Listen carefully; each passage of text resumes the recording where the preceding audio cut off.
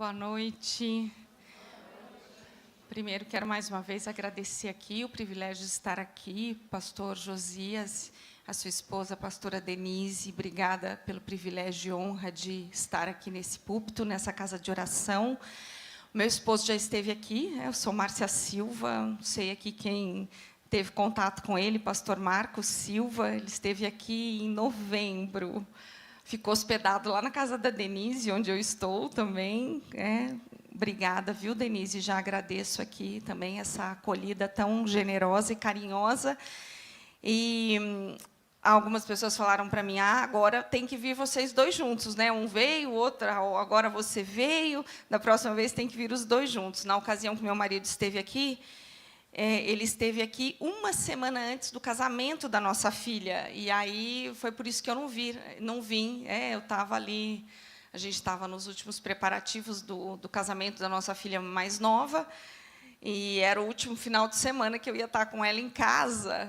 Então, ele veio para cumprir com esse compromisso, e eu fiquei lá, mas ele gostou muito de estar aqui, demais mesmo. Ele falou, você vai gostar muito lá de Três Passos. Na verdade, eu me encanto com várias cidadezinhas aqui do Rio Grande do Sul. Então, deixa eu me apresentar um pouco melhor para vocês, do meu contexto, né? Como é que eu vim parar aqui. Eu sou natural de Santo André, São Paulo, sou paulista, de nascimento. Morei toda a minha infância e o início da minha juventude no estado de São Paulo. Fui indo da capital, da região do ABC, para algumas cidades do interior de São Paulo. E, quando eu tinha 21 anos, eu me mudei para Curitiba. Na época, eu tinha um namorado, era noiva, fiquei noiva bem novinha, de um relacionamento que não deu certo, um noivado que acabou. E eu fui passar um tempo em Curitiba, porque eu tinha uma tia que morava em Curitiba, sou filha de mineiro com paulista também, minha mãe paulista, meu pai mineiro, já falecido, e o meu pai estava trabalhando em Curitiba, porque uma irmã dele morava lá, e eu fui, depois desse término de noivado, passar um tempo em Curitiba. Tranquei a minha faculdade na época eu fazia faculdade de biologia. E aí, para lidar com aquele trauma de um término, de noivado e tudo, próximo assim já do casamento, eu fui passar um mês de férias em Curitiba e acabei ficando lá. Não voltei mais para São Paulo, acabei ficando. A minha primeira formação foi magistério. Então, durante bastante tempo, desde os 15 anos, já no primeiro ano do magistério, eu comecei a dar aula em educação infantil. E eu fiquei 10 anos ali dando aula em educação infantil, e depois comecei a fazer faculdade de biologia, tranquei a faculdade em São Paulo, fui para Curitiba, e lá eu comecei a faculdade de filosofia. E foi lá que eu conheci o pastor Marcos Silva, que, na época, era seminarista da Igreja Católica. O pastor Marcos ia ser padre, não dá tempo de eu contar toda a história dele aqui, mas eu conheci o pastor Marco nesse contexto, num contexto em que pouquíssimas mulheres iam para a faculdade de filosofia. Tinham apenas 5 mulheres na turma e 65 homens. E desses 65 homens, 64 eram seminaristas da Igreja Católica. Era um contexto que eu não conhecia bem. Eu não nasci nesse contexto religioso, assim, de práticas religiosas ligadas ao catolicismo. E o meu contexto religioso foi bem conturbado, assim. O meu pai era bem cético com relação às questões espirituais, e a minha mãe se tornou testemunha de Jeová. Então, eu vim de um contexto assim bem complicado, sou a filha mais velha, e conheci o Marco na faculdade, no momento em que ele estava vivendo uma crise no seminário católico. Ele tem um chamado bem marcado, mas ele começou a viver uma crise porque ele entendeu que ele não ia dar conta de não formar família. Ele falou assim, eu quero seguir um chamado, um sacerdócio religioso, mas eu também quero formar família. E aí, nessa, eu me dei bem. Ele olhou para mim, ficou um ano lá me observando na faculdade de filosofia, na PUC do Paraná, e ele se aproximou de mim E a gente rapidamente começou a namorar. Em 4 meses, nós estávamos casados. A gente começou a namorar no dia 6 de maio de 1998 e a gente casou no dia 5 de setembro de 1998. E aí foi uma confusão. Por quê? Porque a família dele descobriu tudo ao mesmo tempo, que ele largou o seminário católico, que ele estava namorando, que a namorada estava grávida. Então, vocês imaginam o caos que virou a nossa vida, né? E a família do Marco é de Lages, Santa Catarina. Então, uma mistura ali de uma origem italiana, alemã, portuguesa, de família bem tradicional. Havia padres já na família do Marco, e aí, enfim, aparece eu, naquela época. Quem é dessa época aí, desse ano, e gostava de ver telenovela, passava uma minissérie na TV chamada Hilda Furacão. Imagina qual que virou o meu apelido na faculdade, né? Hilda Furacão. Lembram da Ana Paula Arósio e o Rodrigo Santoro, né? Esse virou o meu apelido na faculdade, aquela que tirou o padreco do caminho, e, enfim. Mas a gente se casou naquele contexto, terminamos a faculdade de filosofia. Voltamos não, né? Eu voltei para São Paulo. Quando a gente terminou a faculdade de filosofia, meu primeiro filho já tinha nascido, Pedro, lembram? Então, Marco era católico, eu cética, bem cética, não cogitava das questões espirituais. Eu fui filha, meu pai já faleceu, tem 13 anos, então meu pai nasceu num contexto da ditadura militar, e meu pai era mineiro de Belo Horizonte. Então, meu pai viveu todo aquele contexto da ditadura militar. Meu pai foi metalúrgico no estado de São Paulo, então vocês imaginam que a ideologia que permeava as ações do meu pai era o comunismo, né? Então, meu pai era marxista, bem marxista, de ideias bem marxistas. E é muito interessante que eu sou a filha mais velha, eu tenho uma irmã e um irmão mais novo. E eu falo que o meu pai, quando casou com a minha mãe, ele conheceu minha mãe no trabalho, e ele pediu que a minha mãe parasse de trabalhar, porque ele queria logo ter filhos e que minha mãe deveria cuidar da casa e dos filhos. Então, eu digo que eu nasci num contexto de um pai machista que criou uma menina para ser feminista. Então, imagina a confusão, né? A minha mãe não podia trabalhar, mas eu não podia nem lavar louça em casa, porque ele dizia para minha mãe assim: as meninas vão ser independentes, elas vão crescer, vão trabalhar muito e não vão depender de homem. A minha mãe tinha que depender, mas eu fui criada para não depender. Então, só para vocês entenderem o contexto aí de renovação da mente que eu tive que viver depois que eu me converti. Aí eu casei grávida, fazendo faculdade. Mas depois que o Pedro nasceu e a gente terminou a faculdade, a gente foi morar em São Paulo, na cidade de Pindamonhangaba, onde os meus pais moravam na época, porque eu arrumei um emprego lá e o Marco passou num concurso público em Campos do Jordão. Ele passou lá num concurso público em 2º lugar para dar aula de história. E aí a gente morou 3 anos em São Paulo. Pedro nasceu em Curitiba.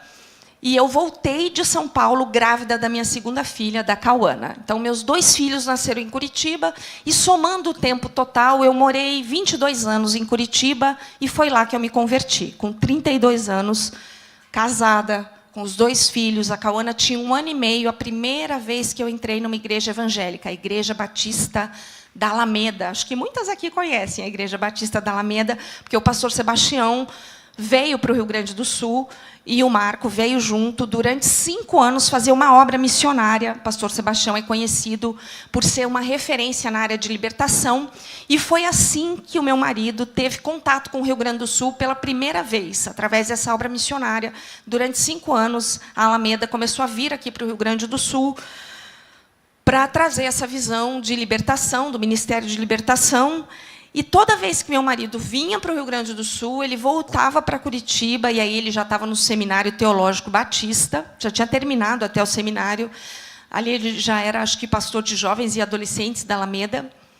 E ele falava para mim assim: o meu coração queima pelo Rio Grande do Sul. E como é que foi a nossa conversão? Então, a nossa conversão foi: eu estava num estado de depressão profunda, e uma cliente nossa, nós tínhamos uma locadora em Curitiba, E a história é comprida, eu não vou conseguir contar todos os detalhes, mas eu vou contar aqui o que é importante para vocês, para vocês entenderem o quanto é necessário uma renovação na mente para que a gente possa viver aquilo que Deus tem. Quando nós recebemos o convite para ir na igreja, eu falei para o meu marido assim, eu falei, faz o seguinte, vai lá e veja como é que é. Porque se for aquela gritaria, pode esquecer, porque eu não vou. Essa era a referência que eu tinha de igreja evangélica. Então, eu via, às vezes, alguns programas, quando estava passando lá pela TV, algumas referências de algo que era estranho para mim, e, às vezes, você passava em frente de alguma igreja evangélica e você levava um susto, porque estava acontecendo uma gritaria lá dentro. Né? Hoje, eu entendo que aquele ambiente, esse é um ambiente secreto, né? um ambiente fechado. E que bom que, às vezes, há uma gritaria, a presença do Espírito Santo. Mas, para quem não conhece esse contexto, aquilo parece estranho. E aí ele foi num primeiro culto, e ele voltou e ele falou, Márcia, eu gostei, e domingo nós vamos. Aí chegou o domingo, ele falou, vamos você, né, e as crianças. Aí o Pedro tinha 6 anos na época, e a Cauana 1 ano e meio. E eu falei, tá bom. E aí a gente foi. Eu não assisti o culto, a minha filha ainda mamava no peito. E aí falaram para mim assim, teu filho pode ficar numa salinha. E eu, salinha? Que salinha que é essa? Toda desconfiada, né? Não conhecia nada de igreja evangélica. Aí fui lá na tal da salinha e estava passando um filme sobre Jesus, outras crianças da idade do Pedro, e eu falei, nossa, que interessante, nunca tinha ouvido falar de uma igreja que se preocupava com as crianças, né? E fiquei ali no berçário com a Cauana, porque ela ainda mamava no peito, mas achei aquilo interessante. Aquele culto que a gente foi era uma semana antes do retiro de carnaval que ia acontecer na Alameda. A Alameda, todos os anos, fazia um retiro no período do carnaval. E eu e meu marido decidimos ir naquele retiro, para descansar, porque nós estávamos muito cansados. E naquele retiro de carnaval, em 2005, em fevereiro, no início de fevereiro de 2005, a gente se converteu naquele retiro e a nossa vida mudou drasticamente. 6 meses depois, a gente já estava descendo as águas, sendo batizado, e 2 anos depois, o Marco já estava retomando o seminário teológico batista e reiniciando a vocação sacerdotal dele, mas tudo aquilo era muito novo para mim. Eu falei, não, tudo bem, se convertei para uma igreja evangélica, virar crente, tudo bem, mas e aí, o marido virar pastor, já... Como é que é isso? Então, muitas coisas diferentes e, ao mesmo tempo, e de forma muito intensa, começaram a acontecer na minha vida. Muita mudança, e mudança rápida demais. E eu sou de um temperamento que tem muita dificuldade com mudança, muita dificuldade. Então, se eu for colocar dentro de uma métrica de 0 a 100, Márcia, qual a tua dificuldade para a mudança? 99%. Eu lido com 1% de facilidade para a mudança. Para mim, mudar é muito difícil, mas eu entendi rapidamente que Deus tinha um plano para a minha vida. Hoje mesmo, num café com algumas mulheres aqui, eu estava contando para elas... foi feita uma pergunta se eu acreditava que Deus tem um plano específico para a vida de cada uma de nós. Eu creio piamente, porque é isso que Ele tem feito na minha vida desde que eu me converti. Naquela época, eu tinha 32 anos, casada, um filho de 6 anos, uma filha de 1 ano e meio. E eu creio.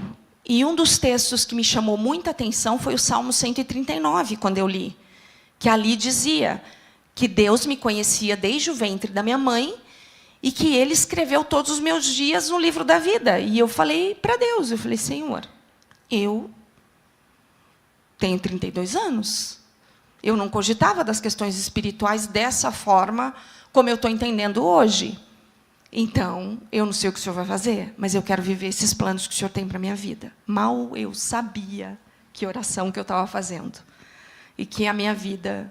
ela mudou drasticamente a partir daquele momento. Eu tenho certeza que a partir daquela oração. A minha conversão ela foi muito marcada, porque naquele retiro que a gente foi, no período de carnaval, eu lembro, a gente não entendia nada de contexto evangélico. A gente costuma dizer que a gente caiu de paraquedas naquele retiro de carnaval. Quero dizer para você, se você está achando que você caiu de paraquedas aqui, Deus tem um propósito para a tua vida. Se você está vindo aqui hoje pela primeira vez, saiba que Deus tem algo para falar e comunicar ao teu coração.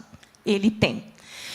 E eu ouvi um louvor, e esse louvor dizia assim: leva-me além.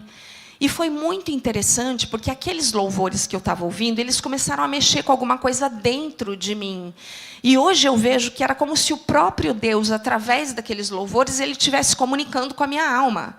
E quando eu ouvi aquele louvor que dizia, leva-me além, eu olhei para o céu. Eu estava cuidando da minha filha, assim, numa porta como aquela do fundo. Era uma sala mais ou menos assim, onde estava acontecendo o primeiro culto. Então, eu estava na porta, porque eu estava cuidando da minha filha. Então, ao mesmo tempo que eu ouvia aqueles louvores, eu estava olhando para o céu, porque era uma manhã linda de sol.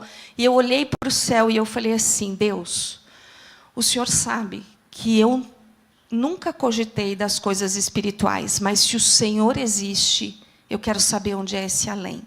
Onde é esse além? O que é esse além? E eu tenho certeza que foi ali o momento da minha conversão. Foi ali a primeira vez que eu ouvi Jesus bater na porta do meu coração e eu falei, pode entrar. Ali ele entrou. E aí ele continua batendo na porta do meu coração até hoje, porque de vez em quando a gente dá uma fechadinha na porta do nosso coração, né? A gente fala assim, ai, Senhor, não sei se eu quero que o Senhor entre aí e venha mexer nesse quartinho escuro que há tanto tempo eu estou guardando umas bagunças aí.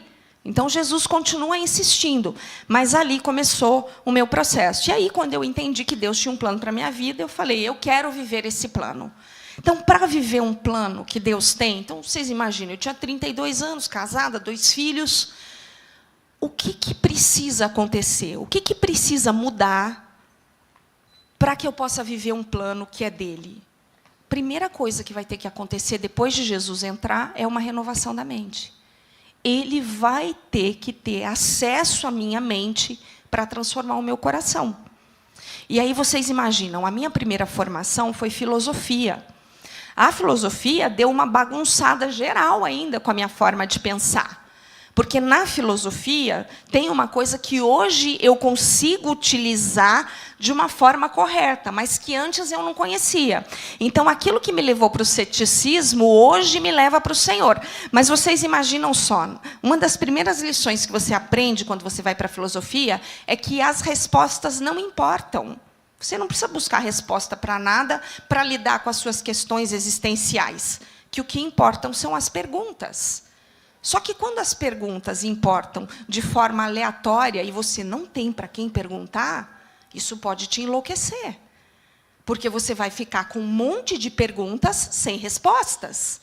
E essa era a condição da minha mente. A minha mente tinha um monte de perguntas sem respostas. E isso me levou para onde? Para uma depressão profunda. Mas quando eu conheci Jesus, eu entendi que eu poderia direcionar as minhas perguntas para Ele. E onde é que estão as respostas? Na palavra dele. É essa palavra que é viva e eficaz que vai trazer as respostas para as nossas questões existenciais, para que a gente possa viver um plano que é dele. E aí o outro texto que falou muito ao meu coração, que é o texto base para a nossa mensagem de hoje, é Romanos 12, 1 e 2. Que o apóstolo Paulo, quando ele escreve essa carta aos Romanos, e é muito interessante, porque quando o apóstolo Paulo escreve essa carta aos Romanos, ali, dentro daquele contexto romano, havia um contexto de lei. A base do nosso direito hoje ainda é romano. Toda a base da nossa lei na área do direito é romana. Por quê? Porque os romanos eles começaram a formalizar tudo, a legalizar tudo através de uma lei. Só que o que acontecia naquele contexto romano daquela época? Por que será que o apóstolo Paulo vai dizer para aquele povo que precisava renovar a mente? Por quê? Muitas coisas estavam sendo legitimadas pela lei dos homens, mas não queria dizer que porque havia uma aprovação na lei dos homens que correspondia à lei de Deus. Então, é nesse contexto que o apóstolo Paulo vai dizer também, olha, tudo me é legítimo, mas nem tudo me convém. Ele estava dizendo assim, olha, não é porque está na lei dos homens que me convém. A gente vive isso hoje em dia. Se a gente pensar, por exemplo, em tantos países hoje que legalizaram o aborto, e há uma grande briga aqui no Brasil para isso também. Então, você imagina só, você, cristã, você vive num contexto ideológico, num contexto político e social, onde a lei do aborto ela é legitimada. Ela é uma lei que contradiz a lei de Deus, entende? Então, o apóstolo Paulo, ele escreve essa carta nesse contexto, alertando os cristãos, olha, não é porque, mesmo pela lei dos homens, isso é aprovado, você vai ter que examinar, você vai ter que renovar a tua mente, para que você possa viver a lei de Deus. E esse é o contexto que a gente vive hoje. Se nós não renovarmos a nossa mente para aquilo que é eterno, se nós não tivermos na nossa mente uma perspectiva da eternidade, eu não vou conseguir praticar uma lei que é eterna. Porque hoje ela vai na contramão, completamente na contramão, daquilo que o mundo diz que eu posso fazer. E o apóstolo Paulo vai falar justamente disso nesse texto. Ele vai trazer isso para esse texto e para esse contexto. Então, olha só, vamos ler lá. Romanos 12, eu vou ler o 1, o 2 e o 3. Tá? Então, diz assim, olha, aqui na minha Bíblia, tem um título anterior, antes de começar esse texto, e diz assim, olha, a nova vida. Portanto, irmãos, pelas misericórdias de Deus, peço que ofereçam o seu corpo como sacrifício vivo, santo e agradável a Deus. Esse é o culto racional de vocês. Olha que interessante. O apóstolo Paulo vai dizer aqui que essa conversão e essa renovação de mente, ela passa pela razão, ela não é emocional. Precisa ser um culto racional, é uma decisão intencional. O convencimento vem pelo Espírito Santo, mas eu tenho que tomar uma decisão que passa pela minha razão. E não vivam conforme os padrões desse mundo, mas deixem que Deus os transforme pela renovação da mente, para que possam experimentar qual é a boa, agradável e perfeita vontade de Deus. E aí o 3 diz assim, olha, porque pela graça que me foi dada, digo a cada um de vocês que não pense de si mesmo além do que convém. Pelo contrário, pense com moderação, segundo a medida da fé que Deus repartiu a cada um. Pastora, você pode pegar meu celular aí, por favor? Eu esqueci de trazer. Eu quero só ler numa outra tradução também. Gente, a Bíblia sempre foi o livro de cabeceira do Marco. Sempre foi. Quando a gente casou, a Bíblia sempre foi o livro de cabeceira dele. Sempre. O Marco tem uma história muito interessante. Ele leu a Bíblia toda quando ele tinha 12 anos. E com 12 anos ele quase enlouqueceu a família dele, imagina, católica, tradicionalmente católica, porque ele leu a Bíblia toda e aí ele viu na Bíblia uma série de incoerências com aquilo que ele tinha aprendido. Tá? Então, o livro de cabeceira dele sempre foi a Bíblia. Ele brincava, quando ele tinha 12 anos, que ele era Jesus e os amigos dele eram os apóstolos. Olha que esse é o meu marido. Esse. Então, o livro de cabeceira dele era a Bíblia. E, antes de dormir, ele sempre lia a Bíblia. E eu falava para ele assim, eu falava, Marco, eu não consigo entender nada da Bíblia. E eu tinha ouvido na faculdade de filosofia um professor de história ateu, que ele dizia que a Bíblia não servia nem para livro de história, porque não tinha ordem cronológica. Ele dizia que era um livro sem pé nem cabeça. Eu digo isso hoje com muito temor, mas era mais ou menos assim que eu pensava. Eu falava, muito difícil, e hoje eu entendo, porque a Bíblia diz que as coisas espirituais elas se discernem espiritualmente. Então, é claro que eu não ia entender a Bíblia. Eu não tinha ainda o Espírito Santo habitando em mim. Como é que eu ia entender daquilo que é espiritual? Mas então, esse era o livro de cabeceira dele. E eu falava isso para ele, mas ele lia toda noite. Às vezes, ele lia um salmo, né, para eu ouvir. E ali ele orava a Bíblia. E ele nunca deixou de ler a palavra. E eu tenho certeza que eram naqueles contextos que, de alguma forma, aquilo já começava, era uma sementinha que já estava sendo plantada ali na minha mente e no meu coração. Mas essa pessoa, essa mulher, que pensava erroneamente que a Bíblia não servia nem para livro de história, hoje eu sou apaixonada pela Bíblia. E eu tenho várias traduções, várias Bíblias de estudo. E aí, imagina, casei com um homem, né, que depois aí se tornou pastor, teólogo. Então, lá na minha casa tem muita Bíblia, eu amo a Bíblia. E, quando eu leio, eu gosto muito de ler o mesmo texto em outras versões. E, hoje, eu fui presenteada lá no quarto que eu estou hospedada. A Denise tem lá uma Bíblia hebraica. Eu achei o máximo, eu já tirei uma foto, eu vou comprar essa Bíblia para mim. E daí eu fui ler, então, aquela Bíblia hebraica, e eu anotei aqui como é que o texto está escrito lá, tá bom? Então, nessa Bíblia judaica, olha que interessante, ele diz assim, Romanos 12, 1, 2 e 3. Eu os exorto, portanto, irmãos, tendo em vista... Então, olha só, o apóstolo Paulo, ele começa exortando, dizendo assim, olha, eu estou te exortando... Isso aqui é uma exortação, ele deixa claro, eu estou te exortando, mas eu estou olhando para as misericórdias de Deus. Hoje a gente tem dificuldade com a exortação, às vezes, né? Meu Deus, como é difícil exortar o crente hoje. Não sei se aqui acontece isso, mas lá na PIB de Montenegro, às vezes é difícil exortar o crente. E aí o apóstolo Paulo, ele começa dizendo isso, eu os exorto, tendo em vista as misericórdias de Deus, que se ofereçam em sacrifício vivo e separado para Deus. Ele quer dizer assim, olha, se ofereçam e se separem.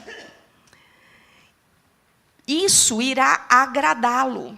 Achei o máximo essa tradução. Isso irá agradá-lo, pois é a adoração do templo, é a lógica de vocês.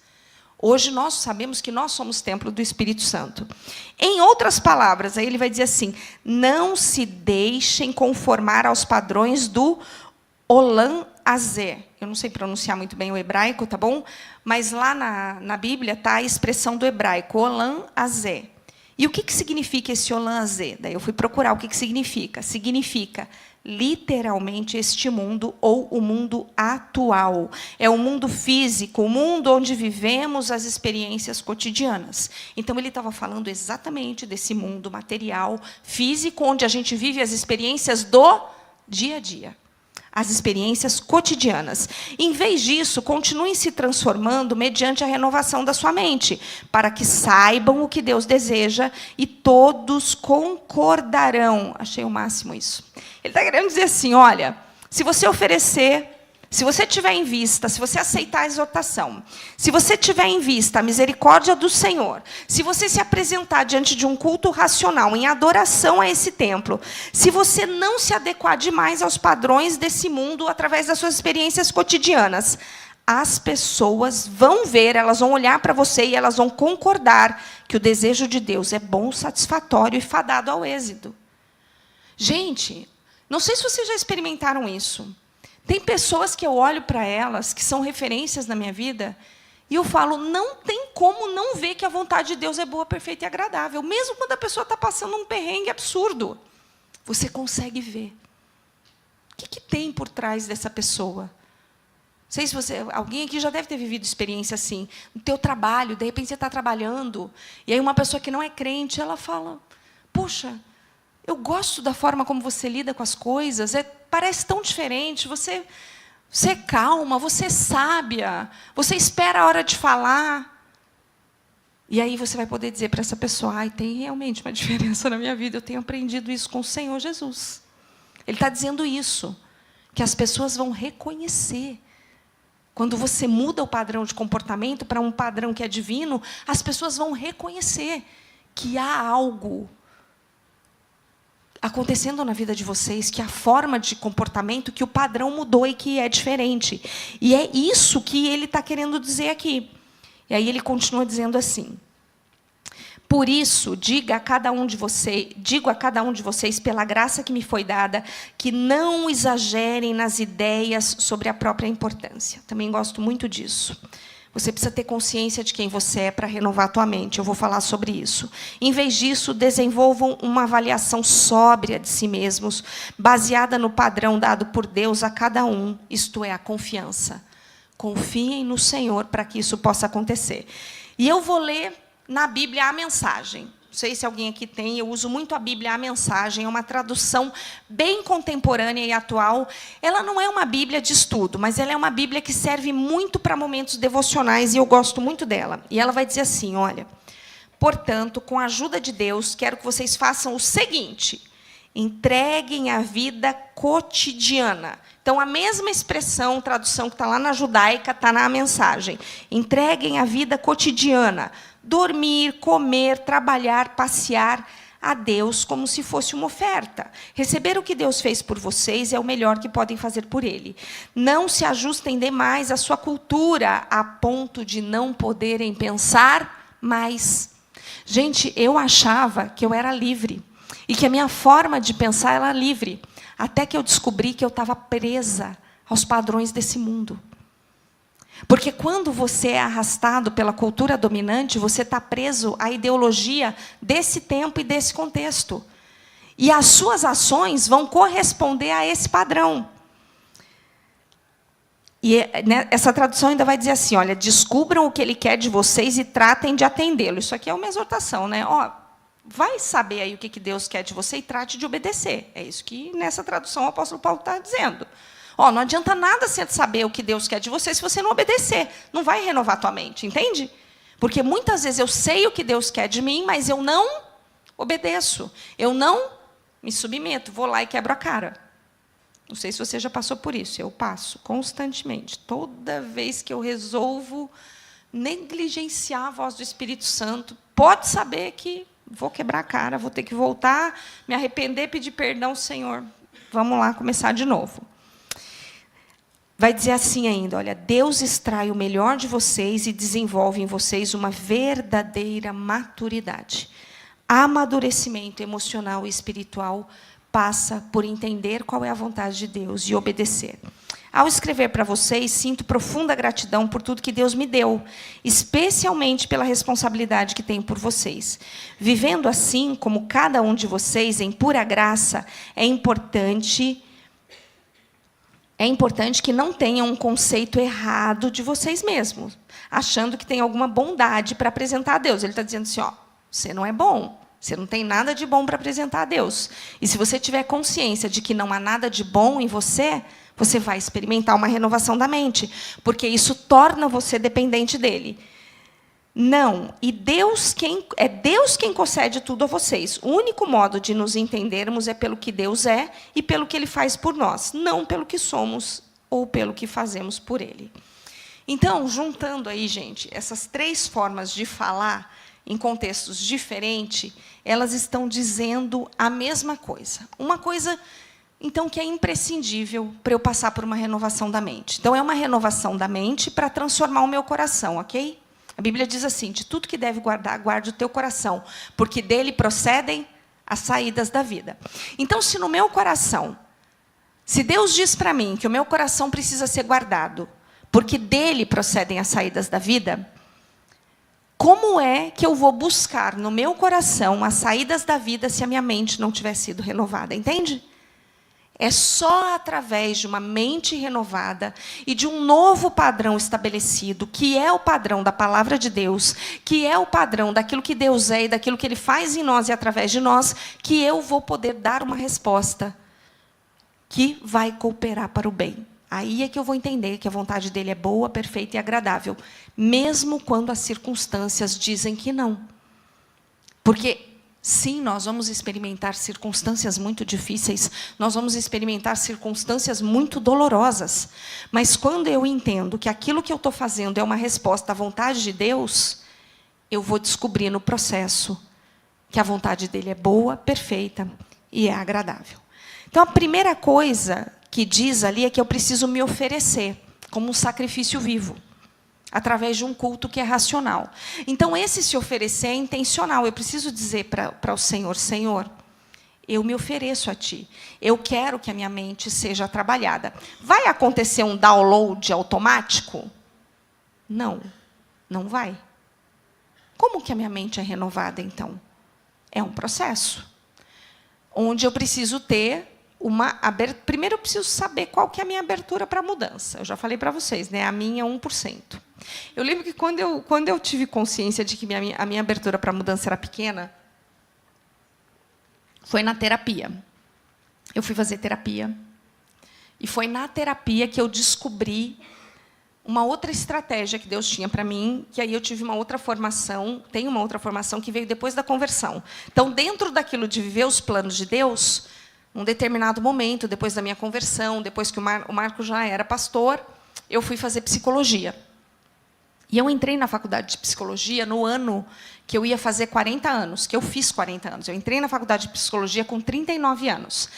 E a minha dificuldade para a mudança dizia assim, não vou fazer 5 anos indo para a faculdade todos os dias. Na época, minha filha tinha 10 anos e meu filho tinha quase 15. Falei, meu Deus, eu tenho uma menina entrando na adolescência, eu tenho um menino no auge da adolescência, como é que eu vou para a faculdade todos os dias? Como é que eu vou trabalhar o dia inteiro? E aí eu lembro que meu marido falou assim para mim, 5 anos vão passar na tua vida de qualquer jeito, você fazendo psicologia ou não. Eu falei, é verdade. Então, ele falou, então começa logo, porque Deus já falou, né? E aí ele me dá um empurrão, porque o meu marido tem uma abertura maior para a mudança. E ele me dá um empurrão e lá vou eu. E aí, na faculdade de psicologia, foi que eu comecei a estudar sobre padrão de comportamento. Por quê? Na psicologia, você lida com padrão de comportamento para poder ajudar o outro a bancar algumas mudanças. E aí eu fui para a minha terapia pessoal. Não, eu já estava na minha terapia pessoal, foi antes de eu começar a faculdade. E eu lembro que, quando eu me deparei com essa realidade de que a minha abertura para a mudança era pequena, eu levei um susto. Porque se alguém me perguntasse, naquela época, antes de eu começar a terapia, e ali eu estava com 32 anos, foi no ano que eu me converti, que eu fui para a terapia, para tratar alguns traumas. Se alguém me perguntasse assim, Márcia, e aí, como é que você é com relação à mudança? Eu sou bem tranquila. Se eu entender que é para mudar, eu mudo. Porque na minha cabeça eu já tinha mudado tanto. Eu mudei muito. Meu pai era metalúrgico. Então, eu mudei para muitas cidades do interior de São Paulo. Eu morei em Santo André, eu morei em São Paulo. Aí nós fomos para São José dos Campos, Taubaté, Pindamonhangaba. Eu estava acostumada a mudar de casa, tudo. Falei, não, a minha abertura para a mudança é ok. Se eu entender que tem que mudar, eu mudo. E aí, na terapia, eu descobri que não. Eu falei, mas olhe, e como que eu descobri que não? Quando a minha terapeuta ela começou a me ajudar nesse processo, eu lembrei de algumas situações que mostravam para mim a dificuldade que eu tinha com mudança. Na verdade, quando eu era pequena, adolescente, eu não tinha escolha, eu era arrastada para aquelas mudanças. Eu não tinha opção de dizer, não vou mudar, né? Meu pai estava mudando, minha família estava indo, eu tinha que ir. E aquelas mudanças trouxeram muitas consequências negativas para a minha vida. Porque eu não tenho aquela amiga que você estudou desde o pré até o ensino médio, não tenho, eu estava sempre mudando. Então, as amizades eram sempre novas, e isso traz uma série de consequências.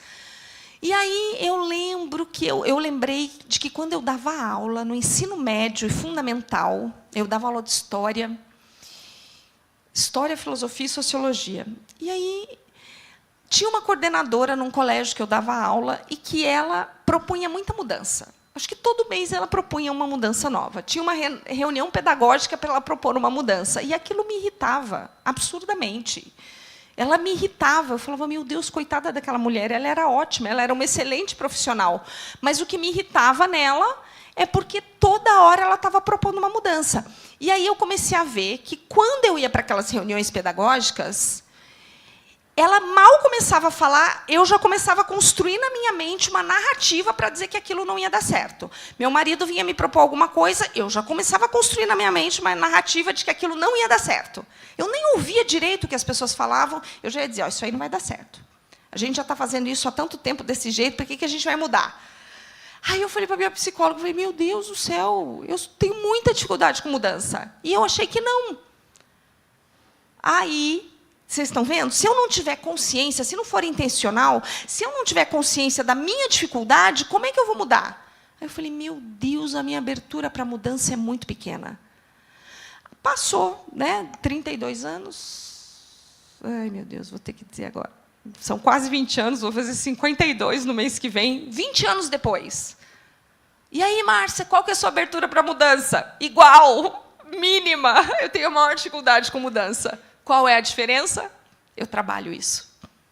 Eu trabalho isso na minha vida, entendeu? Então, quando eu estou diante de algo que propõe uma mudança, eu falo, opa, espera aí, olha os meus mecanismos de defesa todos funcionando, para que eu não mude. Nem internamente, para que eu não mude de jeito nenhum. Por quê? Toda mudança que vai impactar em cumprir um propósito que é eterno, por que a gente renova a nossa mente? Por que a gente transforma o nosso coração?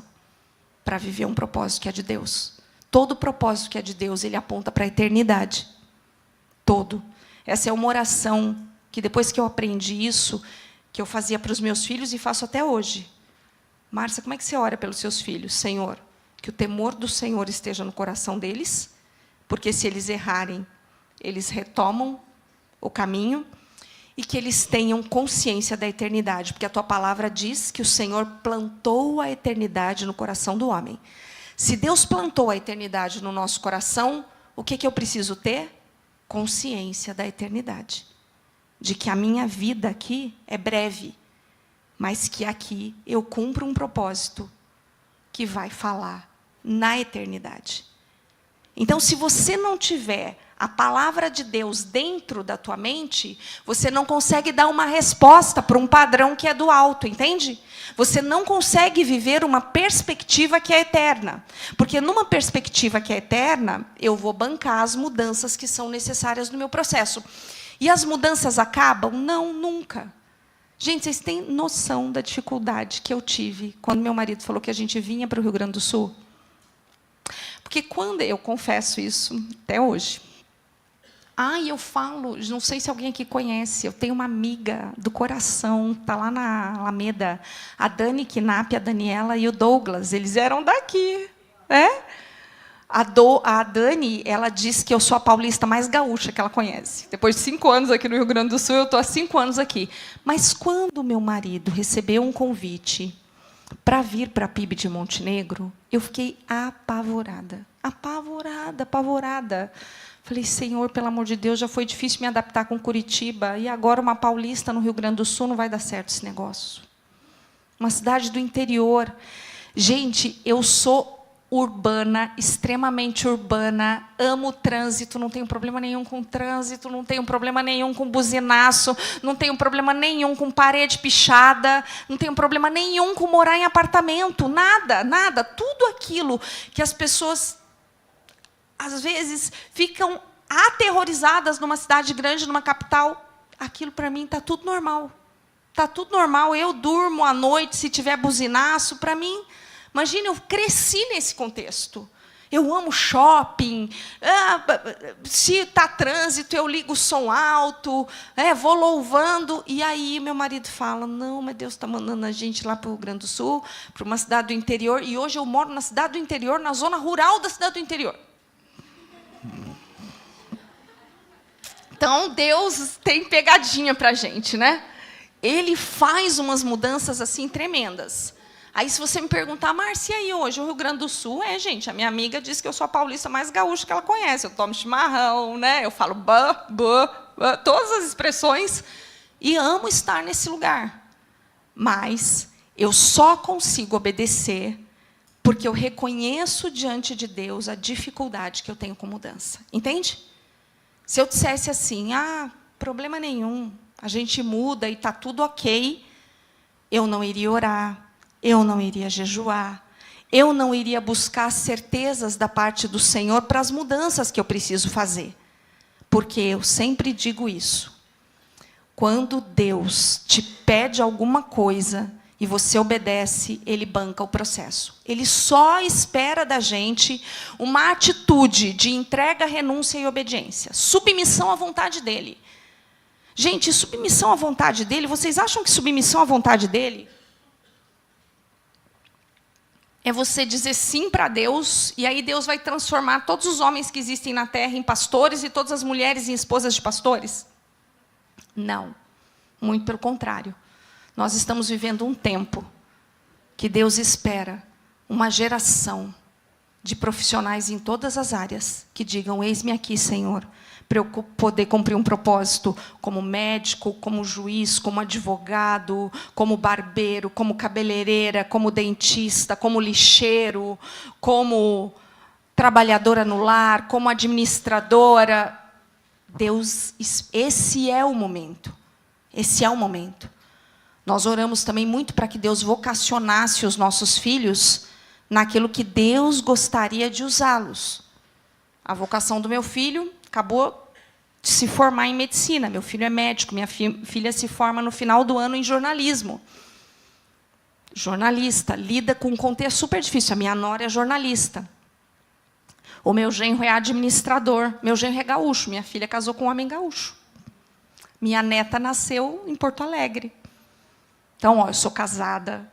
Eu tenho 52 anos. Eu sou casada com catarinense. Sou paulista, casada com catarinense. Tenho 2 filhos que nasceram em Curitiba, o Pedro e a Cauana. Meu filho já é casado. Eu tenho uma neta de 2 aninhos, a Maitê. A minha filha casou com um gaúcho, o nome do meu genro é Pedro, tem 2 Pedros lá em casa. Aí a piada é: a minha filha é tão apaixonada pelo irmão que arrumou um Pedro para ela casar. Aí a gente tem o Pedro e o Pedro Júnior. Eu já estou no ninho vazio. Eu e meu marido, já sem filhos em casa. A coisa mais difícil da minha vida foi casar minha filha. Meu filho foi bem mais fácil. Bem mais fácil. Meu filho conhece a minha nora desde que eles eram crianças. Quando ele tinha 8 anos, ele chegou em casa e falou: mamãe, quando eu crescer, eu vou casar com a Camille. Ele casou com a Camille. Conheço a minha nora desde que ela tinha 7 anos. Casou com a Camille. E a minha filha conheceu um gaúcho. O marido dela estava aqui no Rio Grande do Sul. Foi o primeiro namorado. Ela também foi a primeira namorada dele, mas foi muito difícil casar minha filha. Muito difícil. As pessoas dizem assim: mãe de menino, mais difícil. Não, gente. Mãe de menino que cria o menino da forma certa, que cria para ser homem e sacerdote, não vai ter dificuldade nenhuma. Porque o menino, ele atrai a menina, não é? A menina é dada em casamento para o homem. E eu conhecia meu filho, eu criei meu filho. Eu sabia, eu sei os valores, os princípios, eu sei a forma como a gente o criou, e eu sei os defeitos dele, eu sei com o que a minha nora tem que lidar. E aí ele é meu filho, eu posso continuar dando a bronca que eu quiser. Ele é o meu filho. Sempre digo isso para minha nora, graças a Deus que é ele o meu filho. Porque daí eu dou todas as broncas que eu quero continuar dando.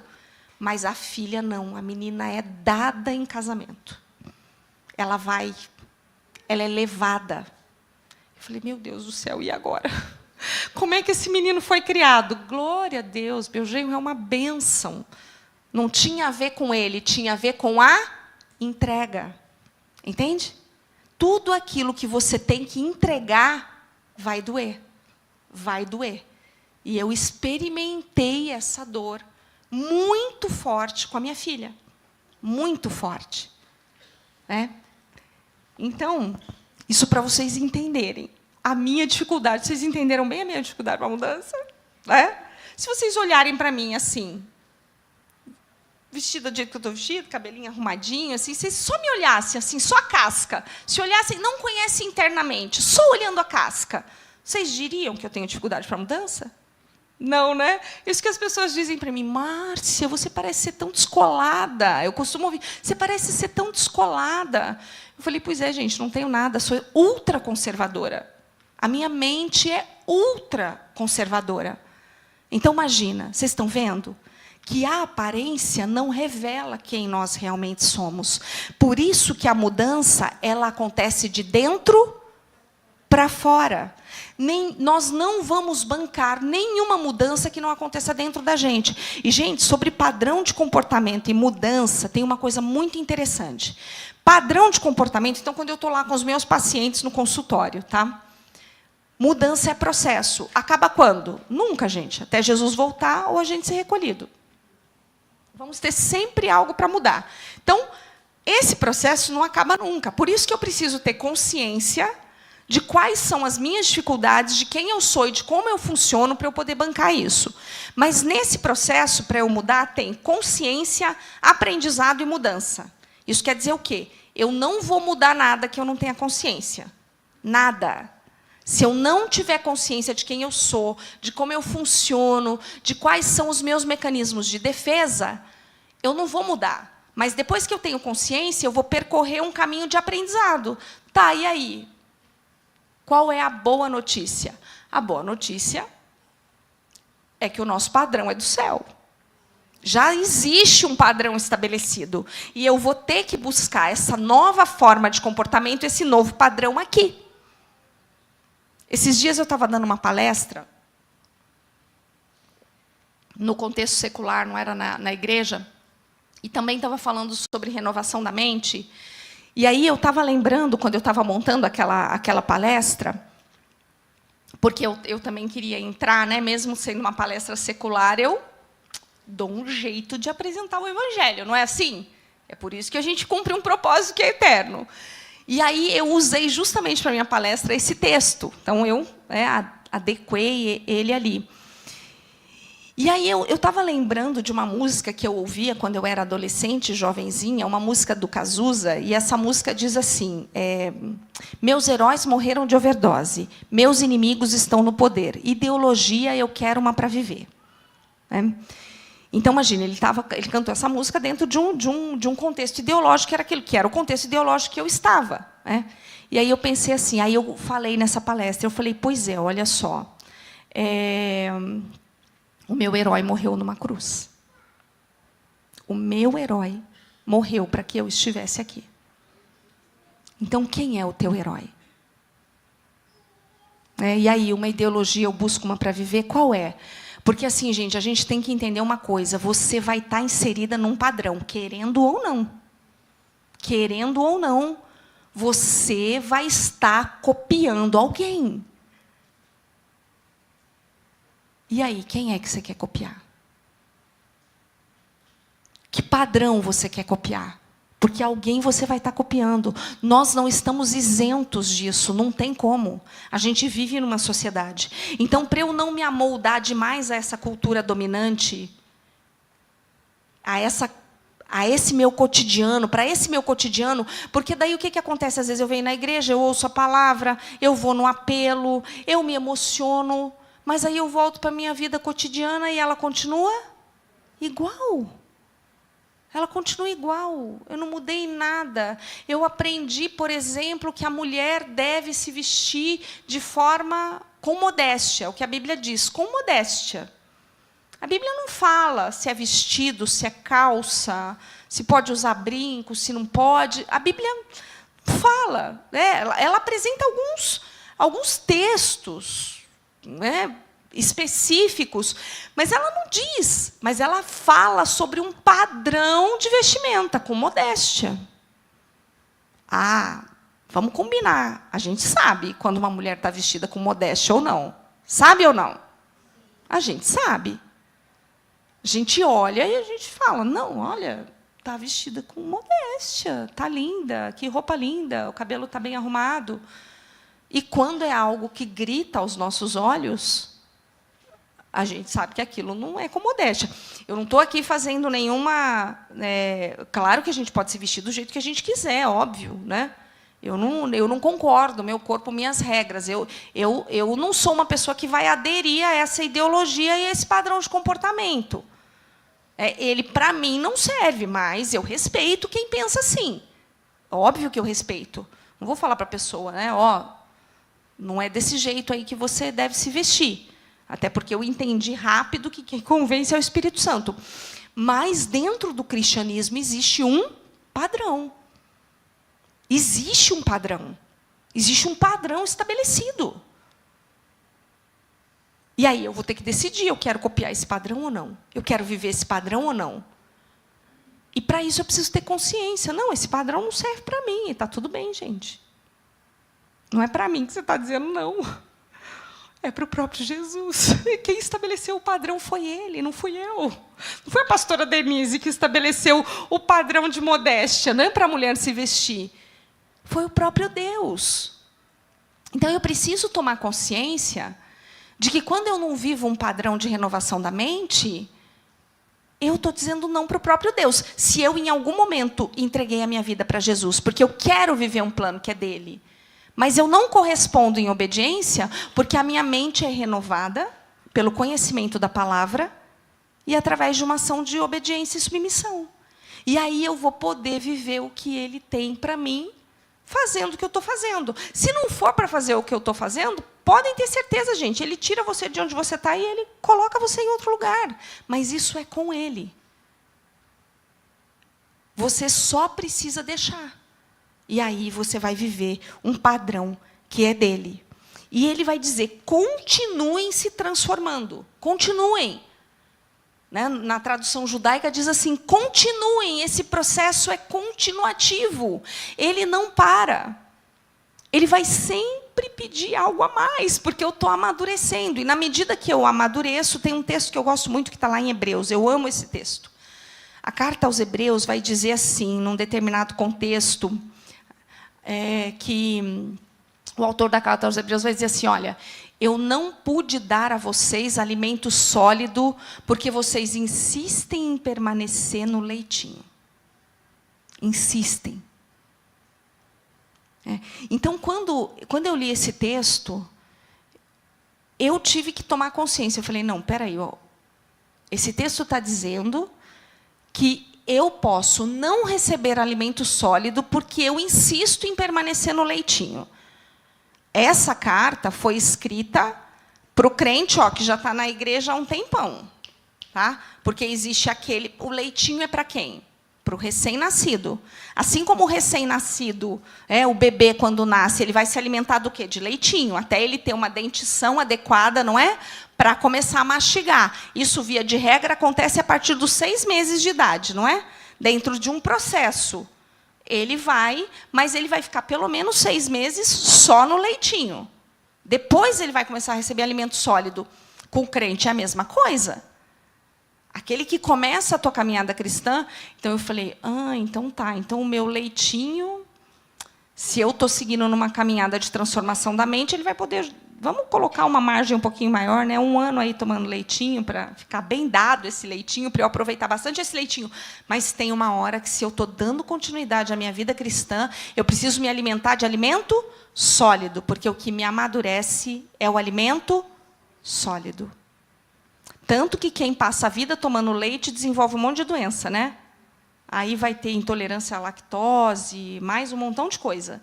Por quê? Porque não dá para passar a vida no leitinho. Então, a fase do leitinho, ela é pequena. E depois vem a fase do alimento sólido. Quem é que banca alimento sólido? Às vezes você tem que engolir uma carne meio dura, né? Tem que mastigar uma carne meio dura. E mastiga, não é assim? Mastiga, mastiga, mastiga, aquela carne dura, indigesta. Está difícil de engolir aquilo. Mas, se eu aprender a engolir, eu vou amadurecer. Entende? Então, o processo de amadurecimento depende dessa renovação da mente para transformar o meu coração e para eu corresponder àquilo que Deus tem. Amém? Eu sei que é difícil, gente. O processo não é fácil, mas eu vou dizer uma coisa para vocês. Quanto mais a gente treina essa mudança de comportamento e de padrão, por incrível que pareça, mais fácil vai ficando. Porque daí eu tenho experiências para contar, entende? Eu tenho experiências para contar. Eu lembro que o meu processo de vir para cá, quando eu vim conhecer Montenegro, quando eu fui conhecer Montenegro, para conhecer a igreja, eu tive uma experiência que não foi muito boa. Aquela experiência. E eu vejo que foi o próprio Deus, ele me colocou numa prova naquela experiência. Mas eu tive uma experiência que não foi muito boa. E quando a gente estava voltando, o Marco tinha 1 semana para dar uma resposta para a PIB de Montenegro, se ele viria para cá ou não. E eu falei, Senhor, o Senhor não falou nada comigo.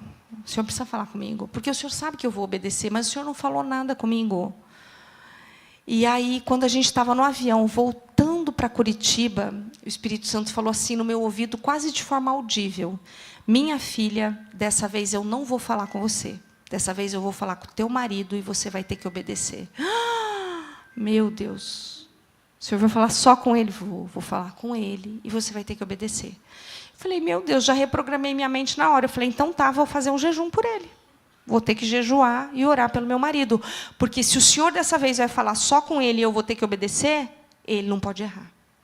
Ele não pode tomar uma decisão errada, porque essa decisão errada vai comprometer a nossa vida toda. E aí, o Senhor falou para ele que nós viríamos. E Deus deixou meu marido sozinho naquela semana. Eu fiz uma viagem, eu tinha uma viagem marcada para aquele período. Eu fiz uma viagem, Deus me tirou de Curitiba. Fiz uma viagem de 10 dias. Minha filha foi para um retiro no final de semana e meu filho estava estudando em Rondônia. Porque ele começou a faculdade dele lá em Rondônia. Meu marido ficou sozinho para poder tomar a decisão, para ouvir Deus falar com ele. E eu lembro que eu estava lá na viagem, eu liguei para ele, eu falei, e aí? Ele falou, e aí que nós vamos? Eu desliguei o telefone, chorei litros. Tive ainda mais uns 5 dias para chorar horrores, até chegar em casa. Quando cheguei em casa, falei, tá bom, a gente vai, vamos embora, vender tudo, preparar a mudança, não é? E aí eu lembro que quando eu adentrei o Rio Grande do Sul, que eu fui para Montenegro com a minha filha de carro, meu marido já estava em Montenegro, e quando eu cruzei a fronteira de Santa Catarina com o Rio Grande do Sul, era um dia nublado, de repente abriu um sol maravilhoso, e eu comecei a ver aquelas montanhas e aqueles vales, e eu falei para minha filha, Cauana, olha só, para que lugar Deus nos trouxe. E aí o Espírito Santo falou para mim assim, minha filha, não olha para os gigantes, olha para a terra. Essa terra é boa, ela mana leite e mel. Amém? Se você não tem a palavra de Deus dentro de você, como é que o Espírito Santo vai te lembrar daquilo que ele quer te ensinar, entende? Gente, deixa eu dizer uma coisa para vocês. Não tem como cumprir um propósito de Deus. Não tem como renovar a mente. Não tem como viver um padrão do céu se você não mergulhar, se você não comer e beber da palavra de Deus. Jesus disse, a minha comida e a minha bebida é fazer a vontade do meu Pai. Eu preciso me alimentar dessa palavra. Eu preciso conhecer essa palavra. Essa palavra é viva e é eficaz e ela começa a falar ao meu coração. Porque daí quando você precisar de uma resposta, essa resposta vai vir. Amém? Então você precisa fazer isso. Se você quer viver um propósito que é de Deus. Se você quer ter a tua mente renovada. O texto ainda vai dizer que todos concordarão. Todos concordarão. Todos vão ver na tua vida que há algo que é diferente. Que as tuas respostas são diferentes. Que as tuas soluções para os problemas são diferentes. Eu estou vivendo um período agora que Deus falou assim para mim, aquietai-vos e sabei que eu sou Deus. E eu, como é difícil ficar quieta. Como é difícil não justificar, não é? Gente, eu sou boa de justificar, vocês não têm noção. Mas eu sou boa de discussão. E o Senhor, Márcia, aquietai-vos e sabei que eu sou Deus. Não exagerem nas ideias sobre si mesmas, o texto vai dizer. Perspectiva correta de quem nós somos. Eu, além de ter dificuldade com mudança, eu sou chata. Insistente. Chata no meu dia a dia.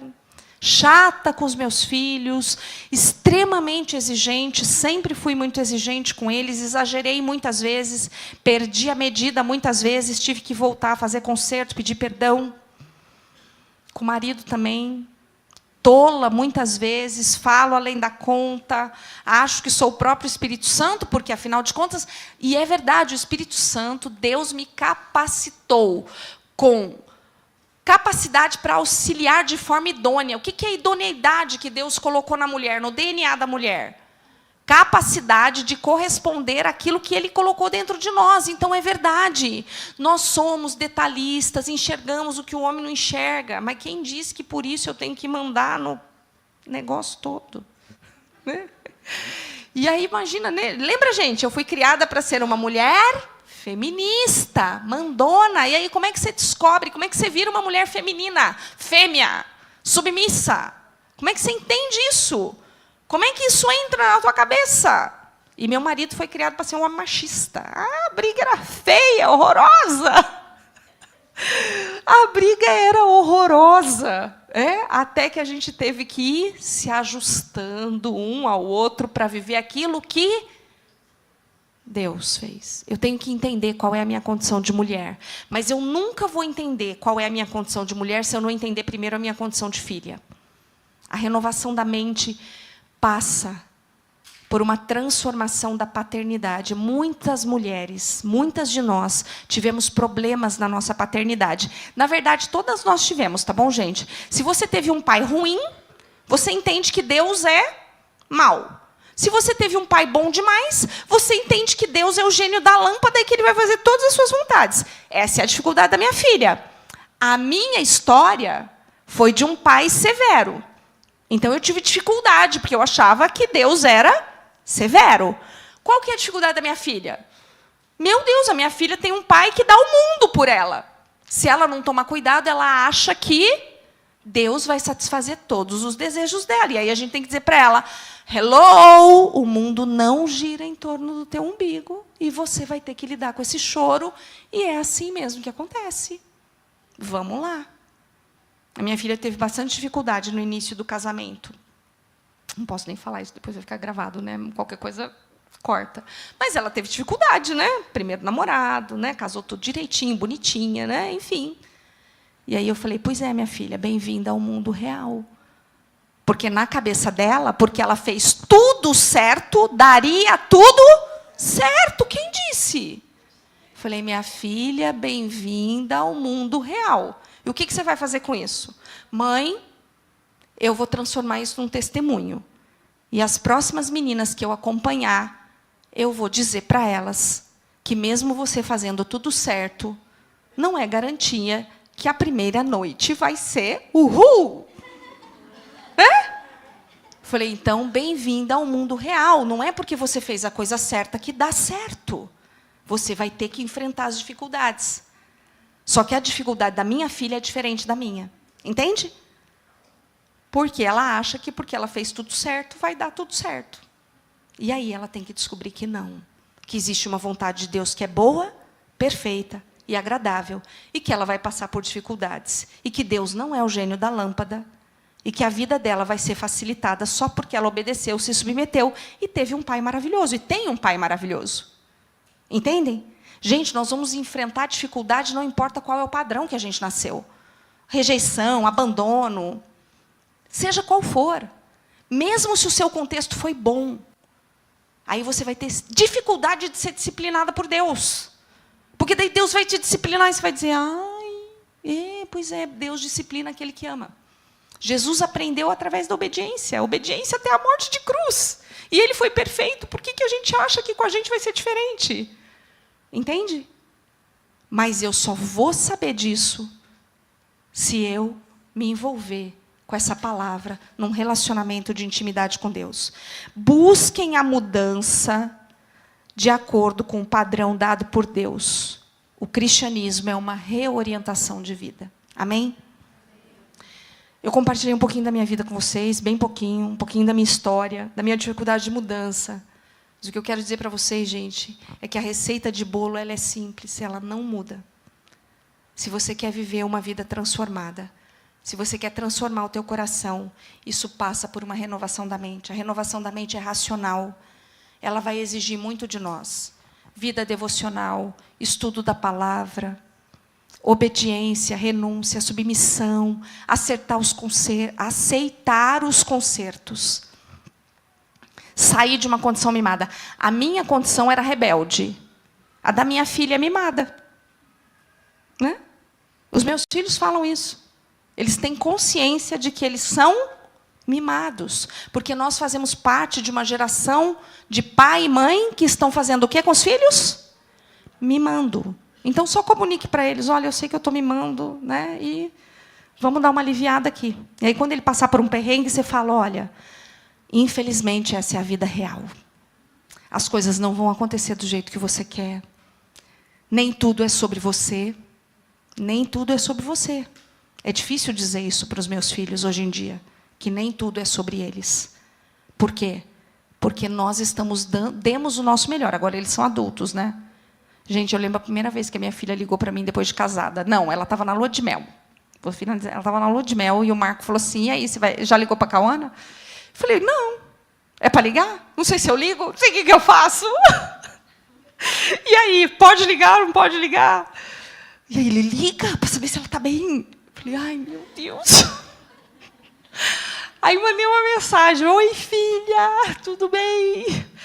Aí ela, oi, mãe, tudo bem? Aí ela, não, mãe, estou bem, estamos aqui, né? Daí contou um pouquinho e tal, não sei o quê. Eu falei, ela disse que está tudo bem. Aí, um dia depois, meu genro me liga. Aí eu levei um susto. Falei, meu Deus. Aí meu genro me liga. Sogrinha, me chama de sogrinha, meu genro e minha nora, sogrinha. Liga para a Cauana. Eu falei, por quê? Ela não para de chorar, ela precisa de você. Ai, meu Deus. Aí, o que a mãe faz? Chora junto, né? Aí eu liguei para ela, falei, filha, ai, mãe, tá difícil, né, e tal, não sei o quê. Ai, meu Deus, tá difícil. Tá difícil, filha. É difícil, eu sei, não é?